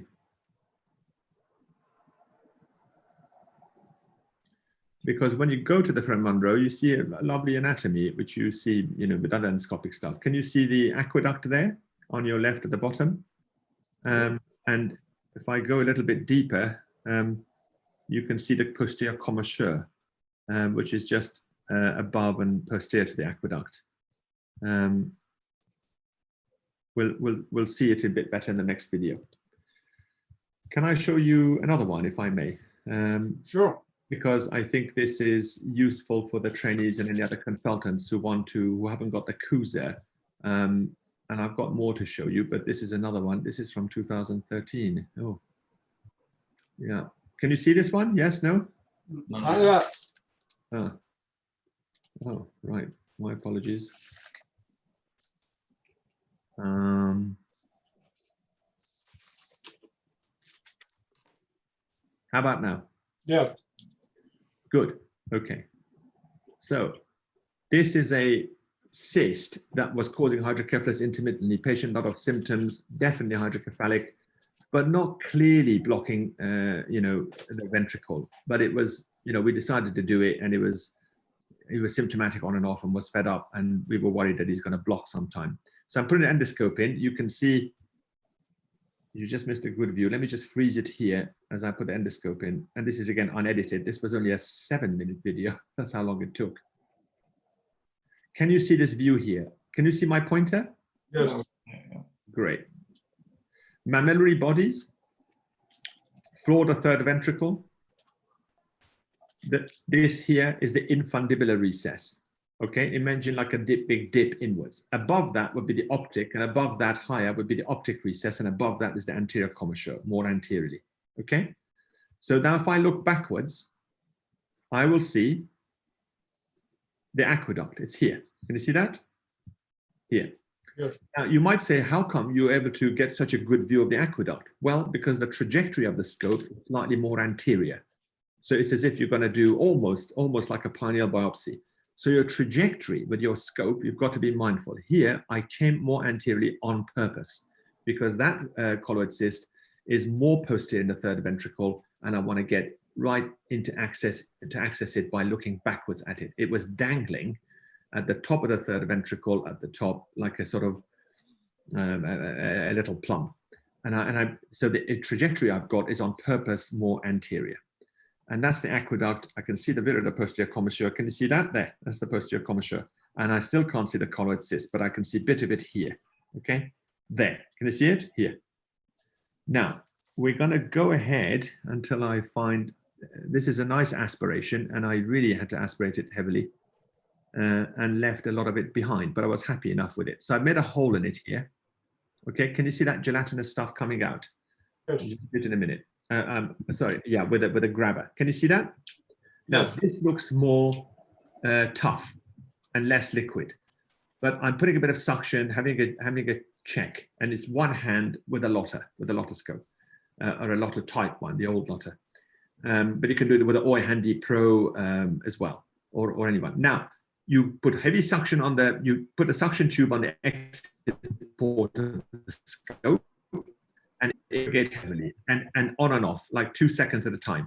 And this one came out beautiful in the sense that you get it like almost like lava. Just watch this, okay? Can you see? It looks like a lava stream coming up the scope. And I was, taking a bit of a chance with this, but I wasn't going to let it go into the ventricle itself. It's all coming up the scope. It's so much suction that even the irrigation ran out, and it's a sort of almost empty ventricle. So I pour in the irrigation to irrigate heavily, acutely, so that the brain is not sagging. And now it's filled up again. And you see in the refractive index of the scope, it looked odd because some of it is fluid and some of it is not. And then soon it's full up with fluid again. And there you go, okay? And that's how you aspirate a colloid cyst. And then I can now look into the ventricle, and I've got a solid view of the aqueduct. I know that's not going to cause much problem. This is highly unlikely to fill up and cause this patient symptoms. And I chose to accept this because I tried to excise it, and some of it did come, but the entire capsule didn't. And I'm going to jump ahead. And I chose to back out and not remove every bit of it. And that is fine. You don't need to, you can leave a little bit of colloid cyst behind, depending on the age and stage, because the patient is highly unlikely in the course of their lifetime to particularly at this age, to have a problem with that. Okay, this is a nice view. Can you see that? Aqueduct, posterior commissure, and clear view of the ventricle, of the third ventricle. And that, if you put your scope more anteriorly, that's how you can get on and do an aqueductoplasty if you rarely ever need to do one or do anything in that region. Rafi, is there any questions from anybody at the moment that maybe I could help with? Hold on, yeah. Don't be afraid. Yeah, one question we have from, hold on, it's because you're moving the screen, it's missing again, just 1 second. Sorry, I'm saying stop sharing. Yeah, so one question we have from Stuart Portilla is, could we use an MRI to help with the trajectory and the endoscope more posterior? Yeah, when I use the endoscopes in the ventricle, I am a heavy user of EM guidance personally. Do you think that's helpful with these, Mansoor, in these cases? I guess you depend a lot on anatomy, which you see, and you follow veins, etc. But any comments you have on that, on the use of additional imaging to help Yeah, get? absolutely. So I think if you've got the facilities and you feel you will benefit from it, use it. So if you want to use neuronavigation to know where you are, when you first, for example, get into lateral ventricle, okay, that's fine. You shouldn't need it in a hydrocephalic case. And if you're familiar with anatomy, you shouldn't need it. But if you want to use it, that's fine. It's a bit like if you're clipping an unruptured middle cerebral artery aneurysm, okay? You know, if you're not doing 3 or 4 in a day like yours days, and you've got, you know, one case to do, plus something else, well, use neuronavigation, because on a CTA, you know exactly where to open the fissure and be right on top of the aneurysm, or just behind, just in front of it to put your occlusion, you know, temporary clip on the M1. So use these tools, absolutely fine, use them. So yeah, there's no problem with using neuronavigation in a timely fashion. So in this particular case, if you really want to make your precise incision, your opening in the lateral ventricle, and your point of trajectory for access to the cyst, it's very reasonable to use it. No problem at all. And then another question we have about access and approach, I guess, is where would you place your burr holes? And I think, though it's not really described here, but I think, can you tell us both your burr hole for your endoscopic approach, and also, I mean, the question is, I think, regarding that, because it's asking regarding relative to the midline and coronal suture, but you might as well say, if you can, also where you place your burr holes when you do transcripts as well, as I know. So for the once again, before I tell you where the burr holes, I think it's good to get really good at one of these approaches. If you're trying to do endoscopic and transcallosal and transventricular for a problem that is relatively rare, okay? I don't know anyone who's really good at all three. It just isn't. So if you're going to use transcallosal, the picture was there. I mean, basically you go where the coronal suture is and go slightly anterior to it. And I think if you go 1/3 behind the coronal suture with your first bar hole, and if you want to put 3 bar holes, fine, on the sinus, and put 2/3 incision anterior to the coronal suture, just like you do in a pericallosal, that's fine. For where you put your hole for a transventricular route or an endoscopic route, very similar to where you put your hole for an EVD, but in a trajectory so that you're slightly more anterior than normal. So if you go, let's say, 1 centimeter or 2 centimeters even anterior to the coronal suture for endoscopic, that's fine. I wouldn't go any more anterior than that. The reason is your endoscope, because remember, you're not trying to do an ETV. You're not trying to get access really to the lateral, to the third floor, the third ventricle, to make a hole there. You don't need to do that. And if you go too anterior, you might damage the fornix. So you want to go anterior enough to have good access to the top and the back of the third ventricle. But I think you know, an EVD kind of site insertion for your bar hole is fine. You don't need to worry about it any more than that. But be prepared in your setup to convert to a transventricular route if it's not possible to do it endoscopically. And I know that people who do large numbers of endoscopic, there's always, you know, a few around the world, they'll say, no, every one of them I can do endoscopic. And I can start to believe it. But I think for us mere mortals, if you've done, I've only done, I think, now 11 endoscopic and about another, 26, so 15 open that I was involved in. And if I get another one, I will just do endoscopic, because I find it so easy because of the other endoscopic CSF stuff that I do. So if you've done hundreds of endoscopic CSF procedures, hundreds, you will find it much more straightforward. Okay.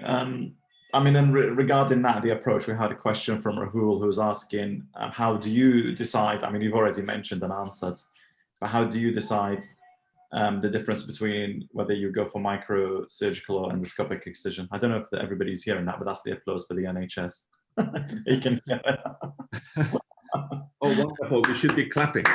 He said, hey. Look, you got a clap for the NHS from John all the way in Florida. Yeah, I don't know what the NHS, I know it's a big agency, that's all. No, there's a lot of people doing a lot of hard work in the NHS, and God bless them all. I can hear the whistling even from here. Oh, there's all the hooting here. We can if I open the door, you'll definitely hear it. But yeah, I think one question is how would you decide? Or let's say somebody is trained up on both of them or deciding between them. Is there anything in a certain case which you would think is that's a good one to go, you know, go microsurgical or go endoscopic? Your experience and your skill set, as I said, for me, is now endoscopic because of the endoscopic stuff I've done. Also consistency of a hyperintensity on T2 and on T1, that it's uniform, that it looks soft and gelatinous, even more stronger case. If you see something, you suspect a thick capsule and it's quite hard or calcification within it, then you're probably better off not to do it that way. But even then, I would say I would try endoscopic. The reason is you put your endoscope in, you can do a septostomy and do a shunt if you want to and leave it, okay, because that's a perfect way to manage it, absolutely fine. You can try endoscopic excision, and if it's not going well, you can convert to transventricular route. So for me, endoscopic is the key, regardless, because of its advantage. The problem with the endoscopic route, obviously, is the greater risk of seizures, and you're going through brain.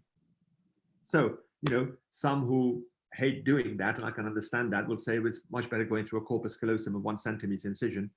And if you see the videos of Johan, I've got some of them, they're absolutely beautiful. So if you're as good as that or close to that and transcallosal, get on with it, that's fine. But anyway, those are my tips for that. And then there's a question about complications. I don't know if you're going to come on to that or no, Mansoor. Sure. So complication. They're asking, basically, if I can clarify, they're asking about what the complications that you've come across in. And there's also a question about somebody suggesting that they've had a venous infarct. I guess your opinion on that. And also another question asking about, is there a risk of aseptic meningitis when you aspirate the contents of the cyst? Okay. So the common complication, let's face it, you're talking about hydrocephalus, which is persistent. So in endoscopic case, I've always left a drain in, an EVD drain. And you might say, well, why are you doing that if the cyst is gone and you're not encouraging normal flow? But if you've got a bit of debris, if you want to make sure wash out and you want to make sure the patient's waking up well and everything's well, leave a drain in and then clamp it in 24 hours. And then do a scan, and if all is well, then you can get rid of it in 48, 72 hours. So it's good to leave a drain in wide bore, so it's draining well and not blocked by debris. That's one. So second problem is obviously residue, and that can happen acutely, which is very rare, or later down the line, a recurrence years later. Well, you have to deal with it as you see fit, but it's very, very difficult. To be frank, I've never had an acute crisis after microsurgical excision or endoscopic, because you clear the way, you get rid of the cyst, and that's it. And if you leave a little bit behind of the capsule, then you accept a little bit left behind and adhere and leave it. That's absolutely fine. Infection is a problem. Seizures can be a problem. The devastating stuff is if you've done a transcallosal and you've got a venous infarct on your way in, or you've got a major arterial injury, God forbid. Well, you're not going to change that. Just don't get it. But those are sad. And of course, damage to the fornix, which shouldn't happen. I think it just shouldn't happen. But if you do, that's one of the recognized. Sadly, that can be a disaster. I mean, I remember seeing a patient as a registrar of somebody who had left the hospital I was working at who had phonoceal injury, and it's an absolute disaster. I mean, the memory is basically, I couldn't think of something so cruel for a quality of life perspective. That was a very sad case of somebody who couldn't, I think, long-term memory she had, but all short-term memory was gone. It's almost something that you see in a movie or something. It's a very shocking complication. So I would agree with you on that, on the importance of the fornices. Any other questions? Because it could be massive. Is it? I think someone's asking any shunt dependency. For endoscopic or microsurgical, I've not had to. I don't recall putting a shunt in afterwards. I think if you get an excision, then that's the end of it. I've known case that debris can block things off, and I've seen that more than once. But no, shunt dependency, it shouldn't be the case. And I think shunt operation, particularly for the elderly, or if you don't want to excise it, provided the ventricles communicate, is absolutely fine. And if they don't communicate, you can use neuronavigation to put your catheter across both sides. Any other thing? I think someone's asking about absence of angiography. Well, the question is also if you don't have a dominant vein, yeah, or you can't find that out. What would you use then? Which side? I assume it's the right side, or is there anything else that you find on? I would use the right side simply because it's in the vast majority of the population is the non-dominant hemisphere. Can I mention that angiography is not necessary to do that? You just do a detailed CTA, fine cut CTA. So if you do a fine cut CTA, you'll be able to see which foramen Monro has got the dominant venous system. Don't read too much into it. I don't go heavily by it, but it's something that I do look at. And certainly if you're going to do a rare operation, which is rare, which is going through the lateral ventricle into the third ventricle for a tumor, then you should. I think it's a very good tip that Ugo Toure gave in a talk, which was very supported by Yasagil. And I think that's a good tip. Another question is, Mansoor, do you ever use seizure prophylaxis for endoscopic cases? No. No. Okay. No, if someone's had a seizure, I give it. Old school in the United Kingdom, particularly when I trained the old school surgeons, anybody with any supratentorial pathology when they had surgery is to give phenytoin. I think we've gone beyond that. Now, if you do, for example, an ACOM aneurysm and you suck a little bit of gyrus rectus or do any surgery around that area which is epileptogenic, then you can give it. If you're doing something which is very epileptogenic, you give it. Or if someone's obviously had a seizure, you give it. But if they haven't, then I don't give it. But it can be variable, and some people want to do that. That's fine. I don't see any reason, and I think the literature is pretty strong on this now because anticonvulsants have a side effect, and if you give it, then it's about when to stop it and so on. But I don't see any reason to. Okay. If someone's got acute hydrocephalus and you're irritating the brain and you're doing it in an acute setting, to give it for 1 week is also very reasonable. I generally don't do it unless someone's had a seizure. Or you really strongly suspect one, which is not likely to be the case. There's a couple of technical questions. One is, if you have bleeding, what do you do? And another is, if the foramen of Monro is too small, what do you do? And do you cut the fornix? So what Yeah. about those two? Good question. So if you get bleeding, this is a very good question.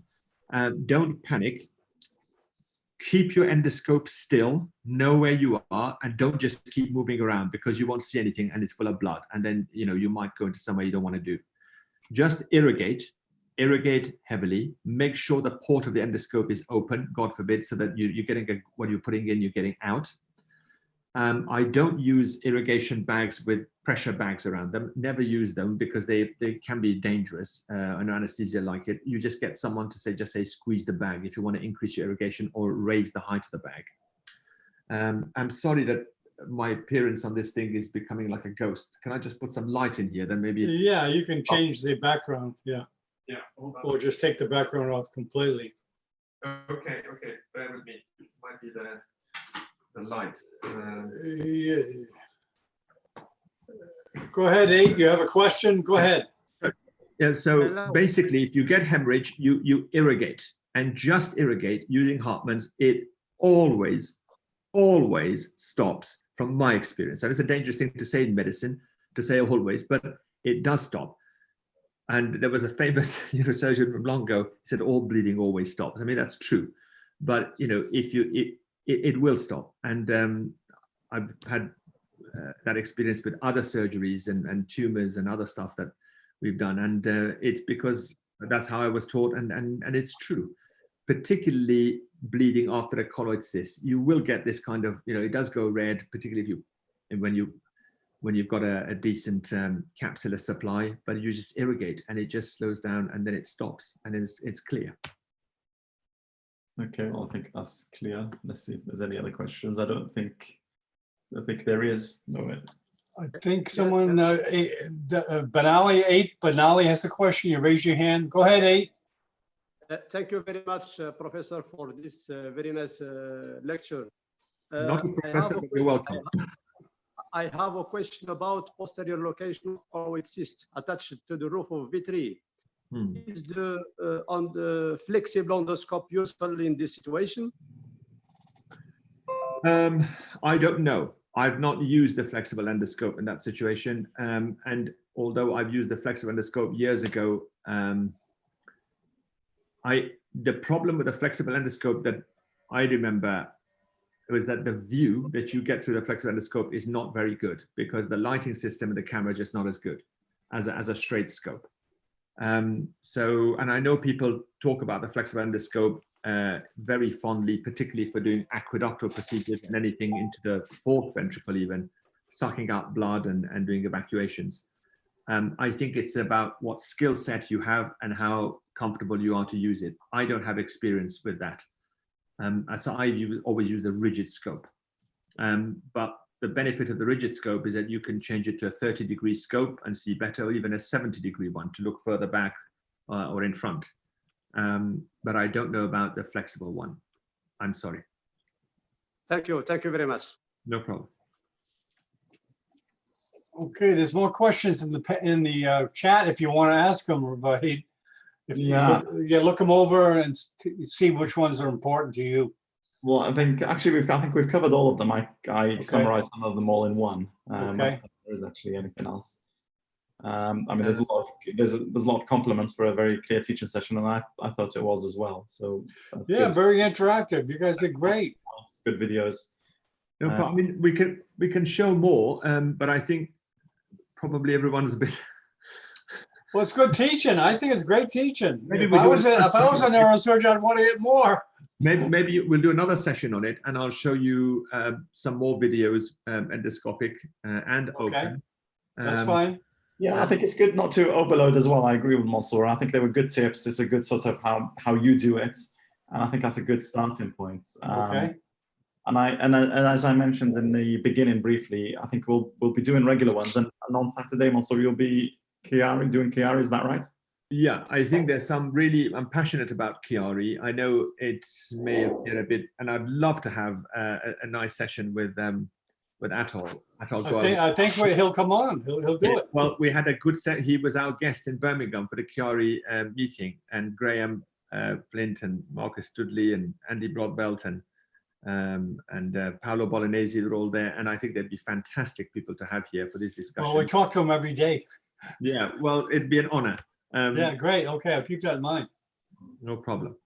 So yeah, we'll be aiming at 7 p.m. on Saturday, and as I mentioned, I've formed the WhatsApp group, so hopefully we'll be able to send. That's a good move. I saw another group that really got a lot of traction with their video from the WhatsApp. They got a lot of the speakers from the WhatsApp group. For me, I'm just going to update the flyer that you send so that people know what we're doing. But 7 p.m. Mansoor will be given that. They're asking how they can join, so just send me your number with the country code, and I'll add you to the group so that I can just send you the updates on when we're doing these talks. So it'll be under the banner of Global Neurosurgery Grand Rounds, and we're aiming to do between 2 and 3 a week until we get back to normal. Great, I'll copy this file and give you the numbers. Okay, John and Rafid, thank you very much for the opportunity. I just say to everyone, if you've got questions and nuances about the Chiari stuff or anything complex CSF, I'd love to hear more from you. Also, there's a WhatsApp group now. They're going to message you direct. Okay. So prepare your questions. There's lots to discuss, and we'll do 2 sessions on Chiari. One about diagnosis and management specifically, which is broad rather than diagnosis and management of investigations, and the other separate one on operations and nuances for surgery. Excuse me, I have a question if you don't mind, sir. Thank you very much for your great presentation. I'm Dr. Jaran Najjar from Syria. I want to ask you, I sent my question twice, but I did not have any answer.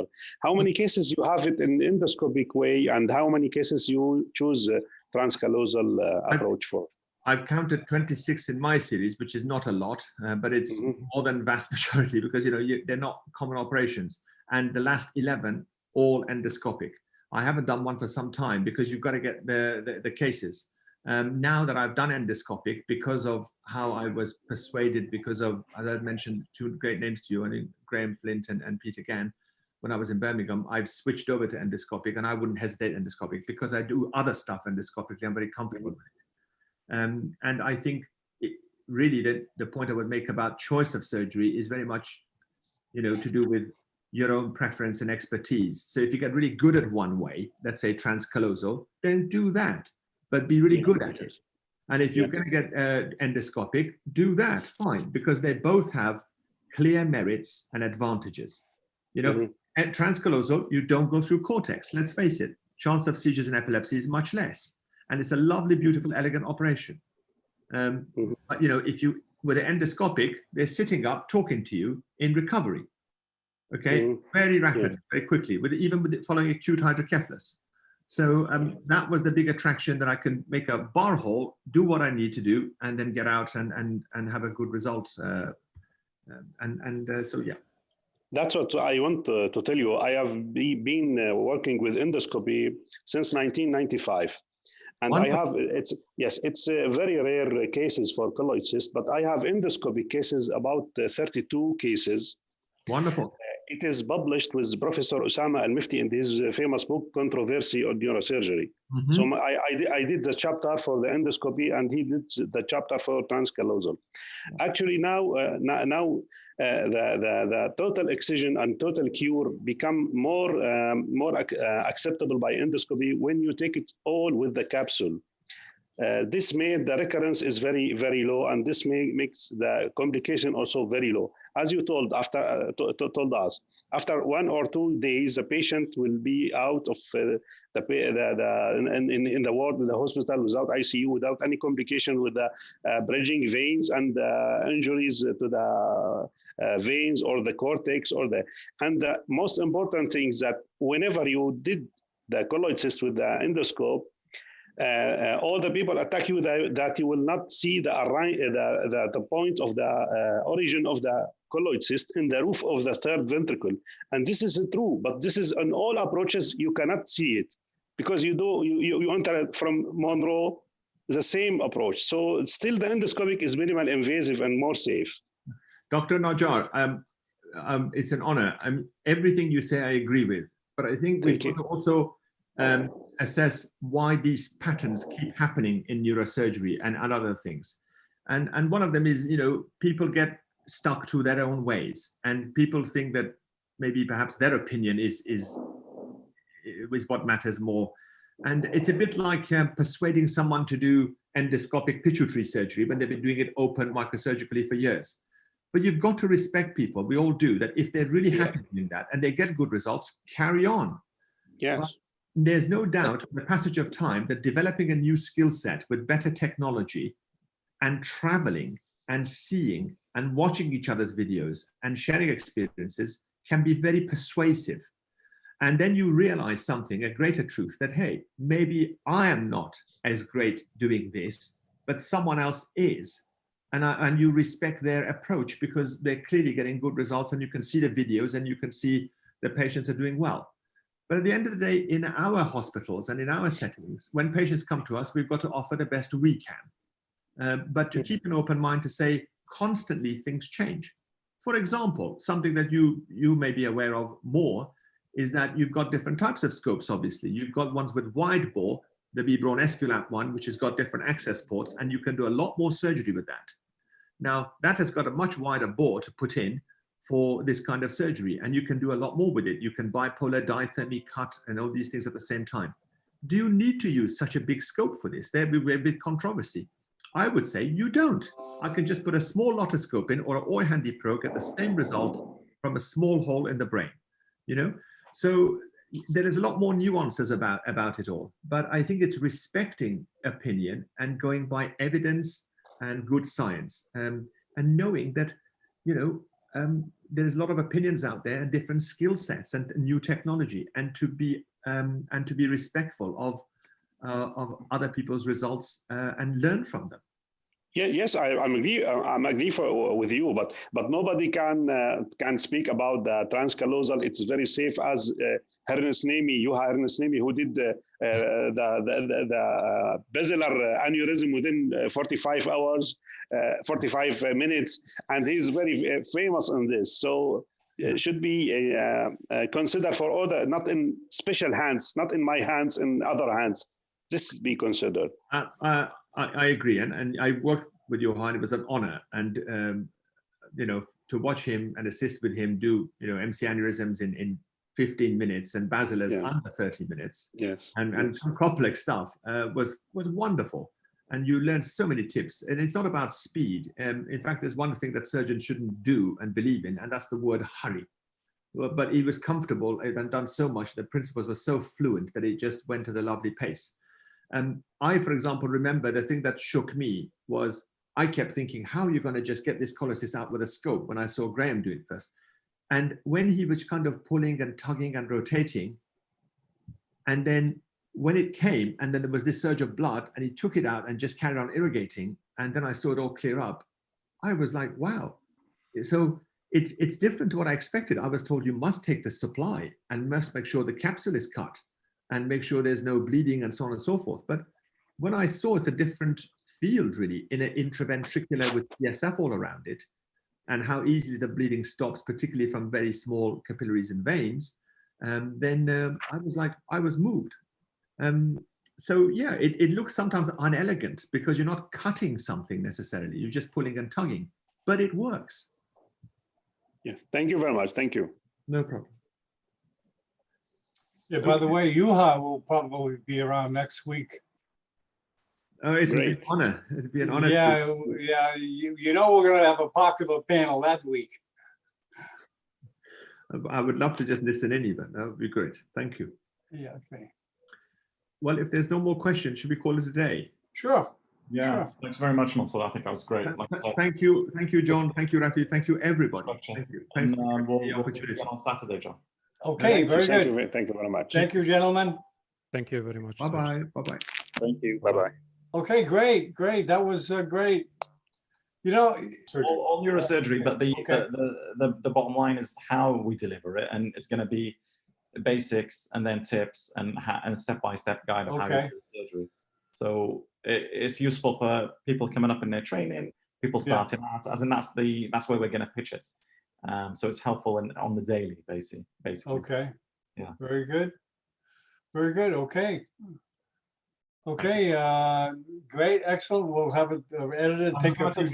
I'm just going to stay on. I'm going to come off video and mute, and we're just going to take some of these numbers. So I don't know if can you Yeah, send- no, I can copy them and send, well, do what you want to do. You can copy the whole file easily. Just run your cursor down and copy them all. The whole file. I tried that. It didn't really. Oh, it didn't work. Let me see if I can do it. Let me see if I did it before, and I made it just a text file of it. You know what I mean? Oh yeah, no, I've got it. Yeah. I just copy the whole thing. Yeah, no, I've got it. Yeah. That's Yeah, fine. and then I'll take out everything except the email addresses. Yeah. But the WhatsApp group is a great idea because, you know, he really knows social media. He's good. He started a WhatsApp group. Man, oh man, he has all the big names there. He Well, gets that's this. what we'll do. So as long as you do the file, then I'll the flyer, and then I'll send it out, and hopefully that will get good because people will want to know. So we just give them sort of, and that's why I'm saying give it structure as well, because they'll know this time XYZ day. That's when it's running. Oh yeah, well, we're gonna get interest. It's a lot different now than it was a couple of months ago. We're getting interest now. Okay, John. So, Thanks very much. Great. Thanks a lot, guys. Thank you. Is Mansoor still here? Mansoor's already gone, having a. Oh, okay. Thanks everybody for coming. See ya. Thank Bye-bye. you. Bye-bye.